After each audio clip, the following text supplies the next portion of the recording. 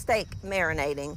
So in this bowl, I already have about half a cup or so of just a neutral oil. I'm using vegetable oil, and about 2 tablespoons of red wine vinegar, because that's what I have, but you can use any kind of vinegar that you have. You just want some acidity in it. Then we're gonna add some ginger, fresh ginger. I just bought this little container that's in the produce department, or you can grate your own. Don't use dry ginger. They're 2 entirely different flavors. Dry ginger is more for baking type things, whereas your fresh ginger is much more pungent, almost has a heat to it, but it's not hot like a cayenne pepper or something. It's got a little bite to it. It's delicious. If you don't have fresh ginger, then just leave it out. We're gonna add some garlic powder, some soy sauce. Measurements are subjective here. You know, about 1/4 of a cup of soy sauce. I like low sodium soy. And then a little bit of honey, a couple of tablespoons or so of honey, and a little bit of pepper. Now, I'm not gonna add any salt because the soy sauce has a lot. I'm also gonna add 1 little green onion. This part is optional. If you don't want to add the green onion, you don't have to, but it does add a little bit of flavor. I got a tiny little knife here. All of it, the green and the white. It's fine. Then we're going to add that to our marinade. My little scooper. We're going to whisk all of that together.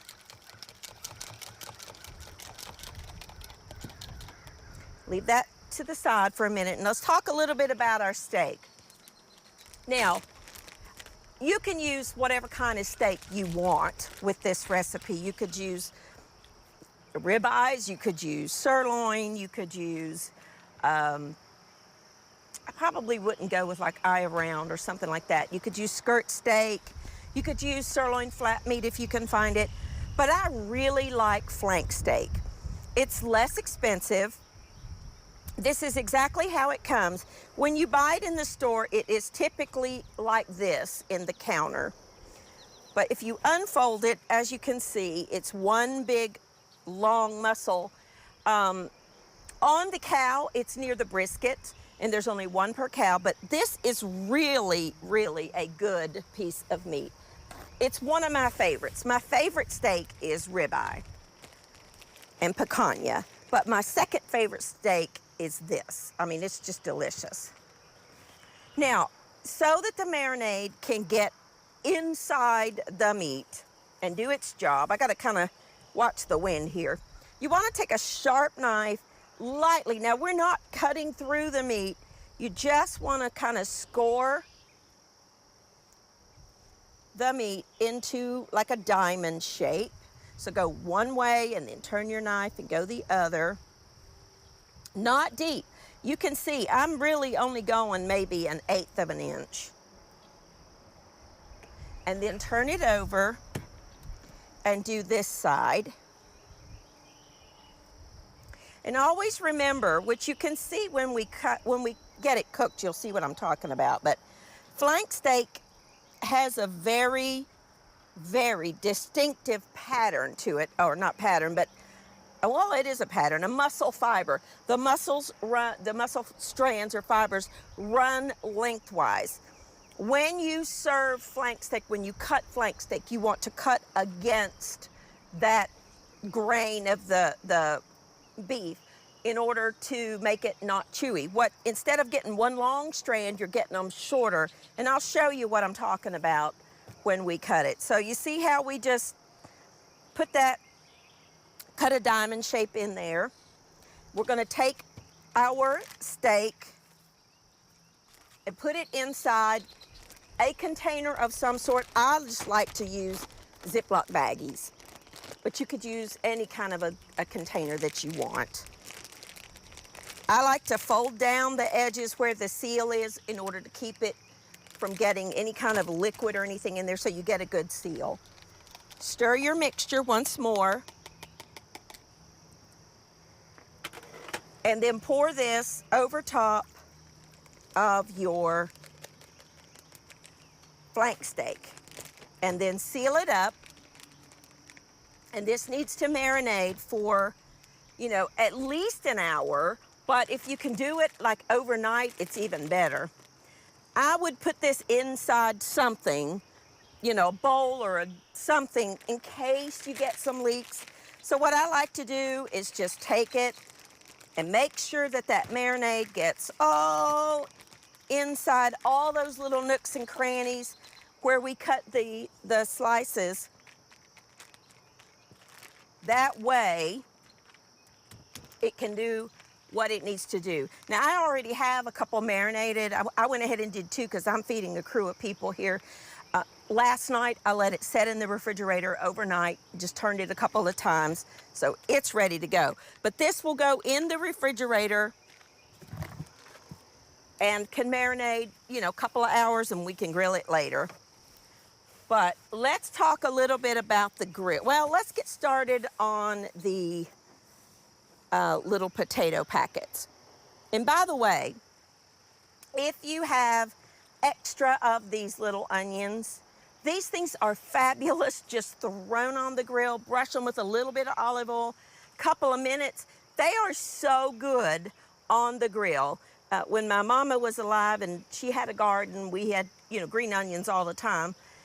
Would just love to go out to the garden and pick some and throw them on the grill. They're really good. So that's what I'm gonna do with the rest of my little bunch because I don't have a garden, I had to buy them.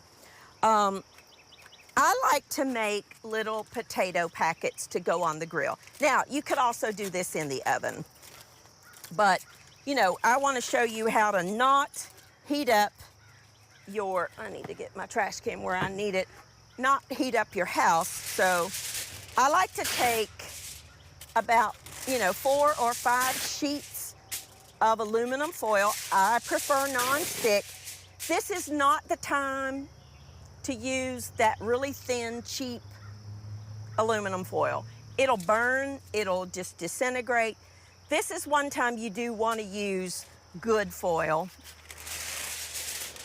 And I'm gonna do probably 4 or so packets.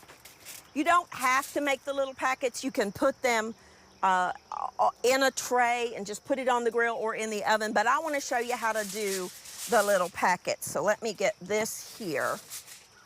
Now, I want to show you real quick another way to oil your grates. Take some paper toweling, take your tongs, don't burn yourself, and oil your grates with the oil.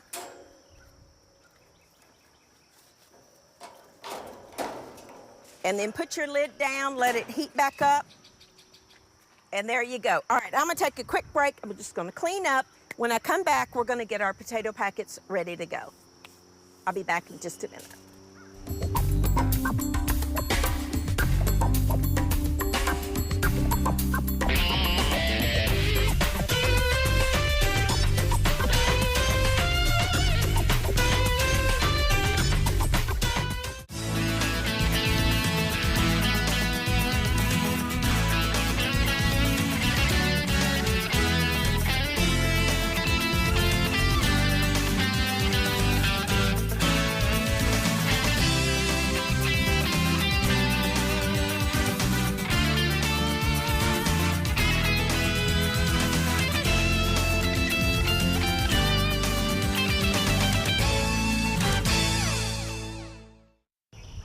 All right, now welcome back. We're gonna get our potato and onion packets on the grill.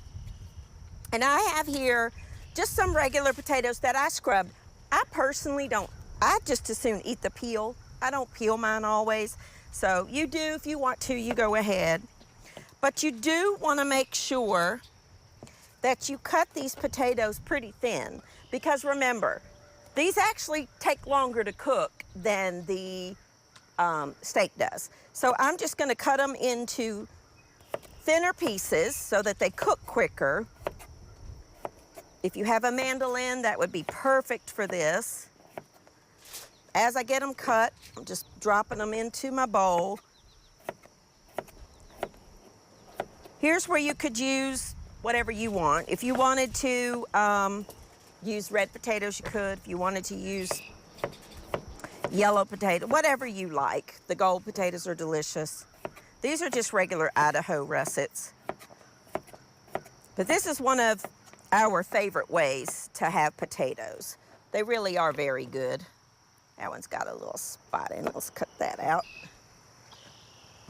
And sometimes if I'm not grilling, I still make these, but I will cut them in, or cook them in the oven, roast them in the oven, and they're delicious that way too. I still put them in the little foil packets. We call them hobo pack potatoes. Now I just want to slice them thin. I also have a Vidalia onion because they're in season, and oh, they're so good when they're cooked. Sometimes I like to just saute them and have them alone as a side dish. I think I'll do these one at a time. So I love to grill. I grill all the time. When the weather cooperates, it can be year round. As long as, well, I have even gone out in snow and done it, but you know, as long as it's not bitter, bitter cold, I really do enjoy grilling food. I like to grill outside, but I don't like to run back and forth between the stove and the grill. So I try to do as much as I can on the grill. I can't wait to show you this banana dessert. You're gonna be floored when you see how we're gonna do dessert. Gonna be delicious. Okay, I'm doing 4 potatoes, but you do as many as you need. I'll tell you something my mama used to do, not on the grill, but in her oven, is she would take the Vidalia onions and she would take the peeling off and kind of core out the center and put some butter, and maybe even like a beef bouillon cube or a chicken bouillon cube, wrap it in foil and bake it in the oven. Oh, they're good, like that. But I'm a cooked onion fan. I'm not a raw onion fan. Don't like them at all.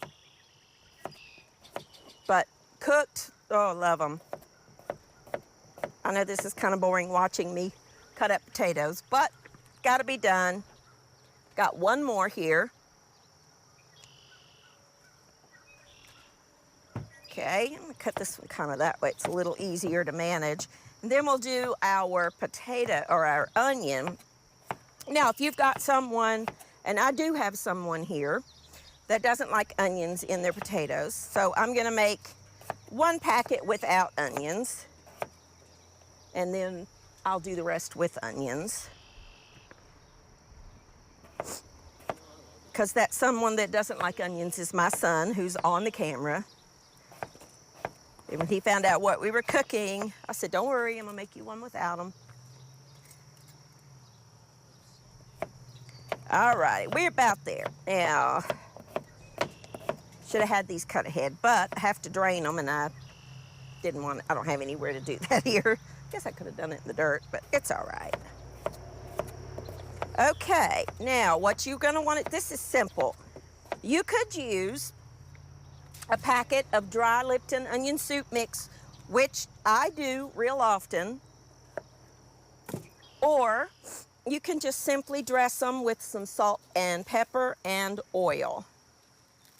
That looks like a lot of pepper, but I got a lot of potatoes here. You will want to, in a bowl of some sort, make sure that you get them all coated with the oil, because they need that fat to cook them and get them good and golden and brown and delicious. I need a little bit more. Okay, now I'm gonna make one without, don't you flour it. Make sure if you're using nonstick that you use the duller side for the food, because that's the nonstick part. Take some of your potatoes and then fold it up like this and get an airtight seal on them. Seal up the edges. This also makes cleanup a breeze. And then we'll cut up the onion.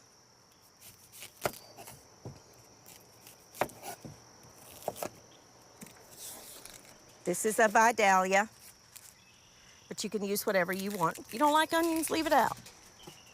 If you don't have an onion, but you got the onion soup mix, add that. Up to you. I like to cut the onions just into small dice like this. And add that into our potatoes. And then we will divide it out among the foil. Okay.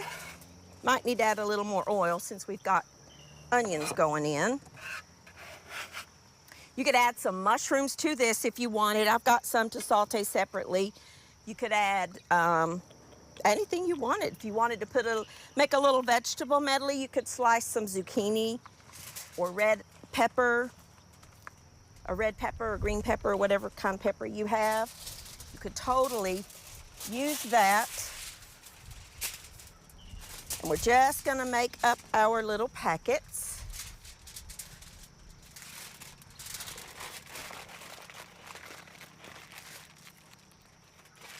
Just make sure it's sealed up and throw them on the grill. These will take about 20 minutes-ish to cook. I think I'm gonna need another little piece of foil. That's a little too full. If you overfill them, they take a lot longer to cook. I'd rather have a few more packets and it not take as long. These are also great over a campfire.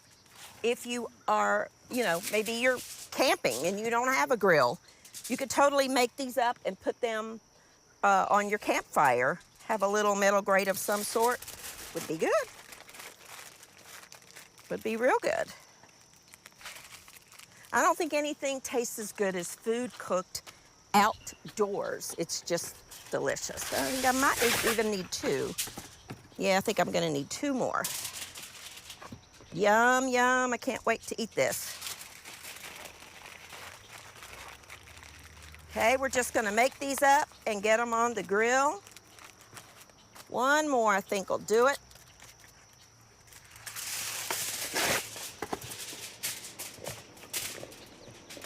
Don't want all that excess oil. Just leave what little bit's left. You could also, if you wanted to make this a meal in one, make a hamburger patty and put over top of your potatoes, make your packet a little bigger, and you've got a meal in one. So what we're gonna do now is just pop these on the grill. Oh, hear that sizzle? Immediately. You do want to rotate them about every 10 minutes or so. Whew, that's hot.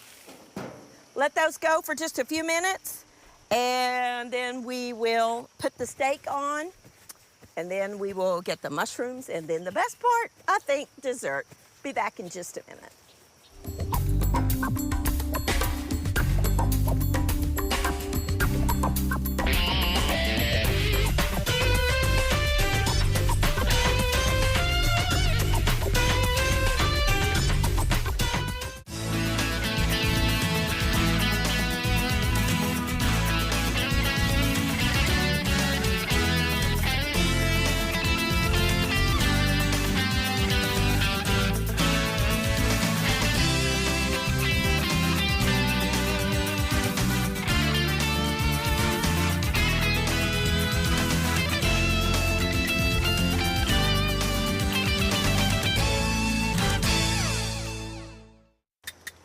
Alrighty, now I have moved our foil packets kind of around in case of hot spots.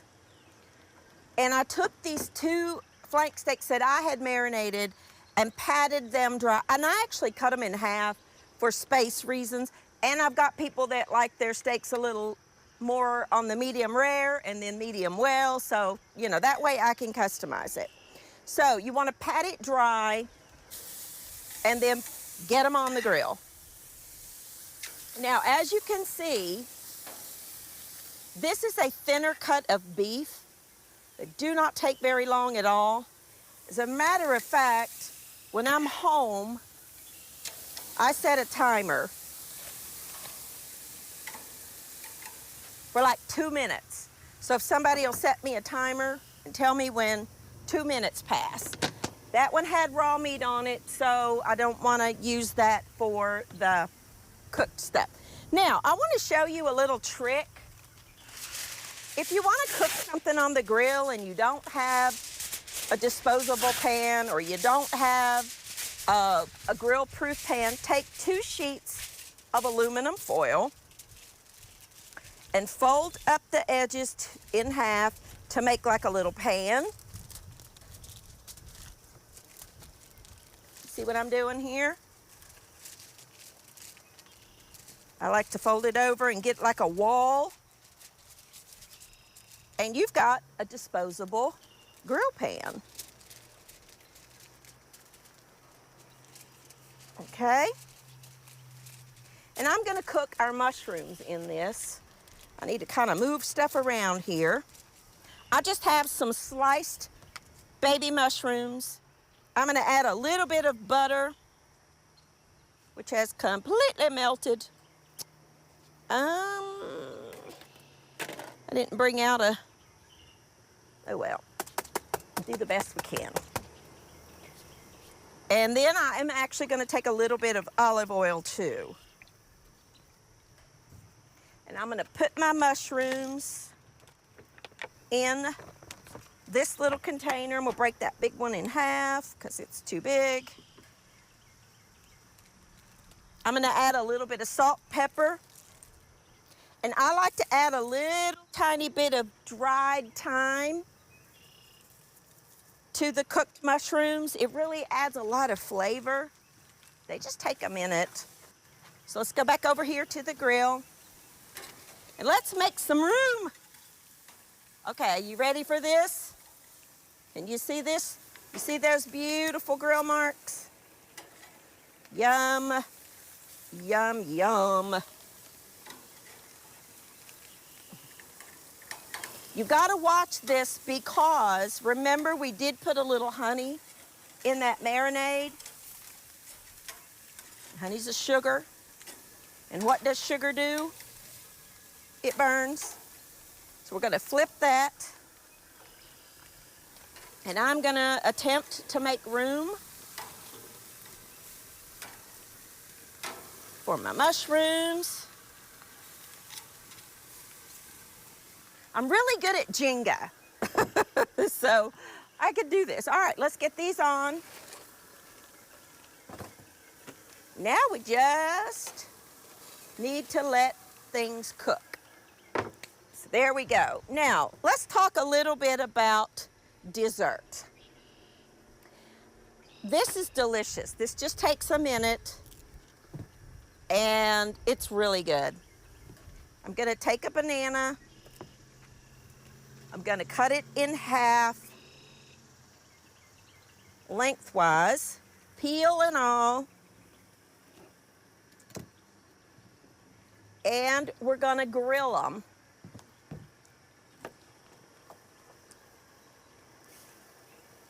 For just about a minute, but I obviously have to take something off the grill. The natural sugars in the bananas will caramelize. And I'll show you how we'll finish this up.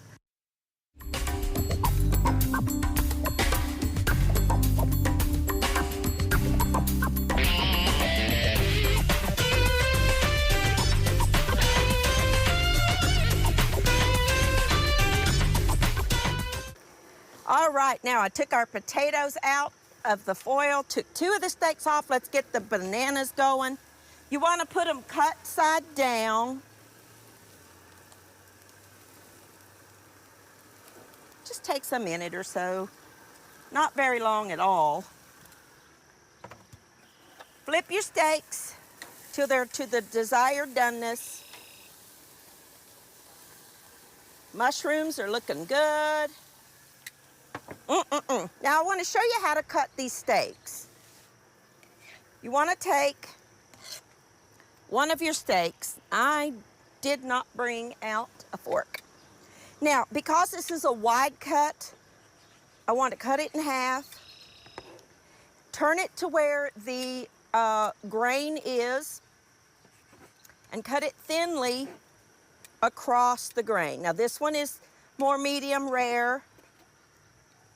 The other ones will be a little more well done. And what you will want to do is go ahead and cut it into slices. Much easier if you have a fork instead of these big long tongs. And then I like to put it on a platter and let everybody just get what they want.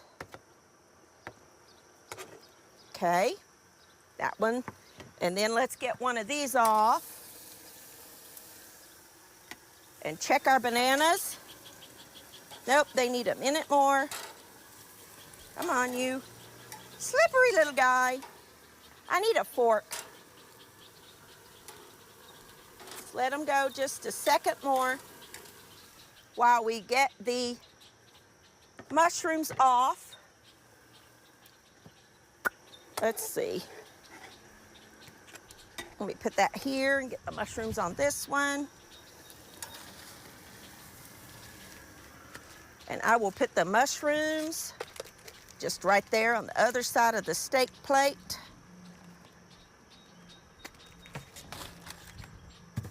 Oops. Oh, made a mess. Oh well, that's all right.